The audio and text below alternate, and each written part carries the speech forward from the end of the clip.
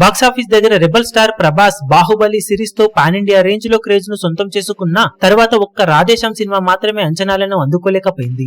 మిగిలిన సినిమాలు అన్ని టాక్ ఎలా ఉన్నా కానీ సాలిడ్ ఓపెనింగ్స్ ని అందుకోగా లేటెస్ట్ గా వచ్చిన సలార్ మూవీ బాక్సాఫీస్ దగ్గర ఊరమాస్ కలెక్షన్లను సొంతం చేసుకుంటూ లాంగ్ రన్ లో 600 కోట్లకు పైగా గ్రాస్ మార్కును ఆల్రెడీ అధిగమించేసి టాలీవుడ్ చరిత్రలో ఎక్కువ సార్లు 600 కోట్లకు పైగా గ్రాస్ వసూలను అందుకున్న ఒకే ఒక్క హీరోగా ఎపిక్ కలెక్షన్ల రికార్డును నమోదు చేశాడు. ఇప్పుడు టాలీవుడ్ లోనే కాదు సౌత్ ఇండస్ట్రీ మొత్తం మీద కూడా ఏ హీరో కూడా ఇలా 3 సార్లు 600 కోట్ల గ్రాస్ కలెక్షన్ల మార్కును అందుకోలేదు. ప్రభాస్ ఒక్కడే బాహుబలి సిరీస్ తో ఈ మార్కును అధిగమించగా ఇప్పుడు మళ్లీ సలార్ మూవీతో 3వసారి 600 కోట్ల గ్రాస్ మార్కును అందుకుని చరిత్ర సృష్టించాడు.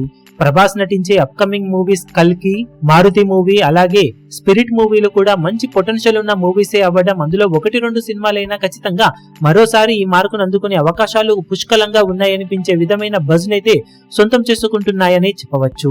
బాక్సాఫీస్ దగ్గర ప్రభాస్ మళ్లీ సలార్ 2 వరకు ఊరమాస్ మూవీ చేయకపోతూ ఉండటం, సలార్ 2 వరకు ర్యాంపేజ్ ను ఇలాగే కొనసాగిస్తే మరెవ్వరూ కూడా కలలో కూడా ఊహించని భారీ లీడ్ తో ఊహకందని ఊచకోత కోసే అవకాశం ఎంతైనా ఉంటుందని చెప్పవచ్చు.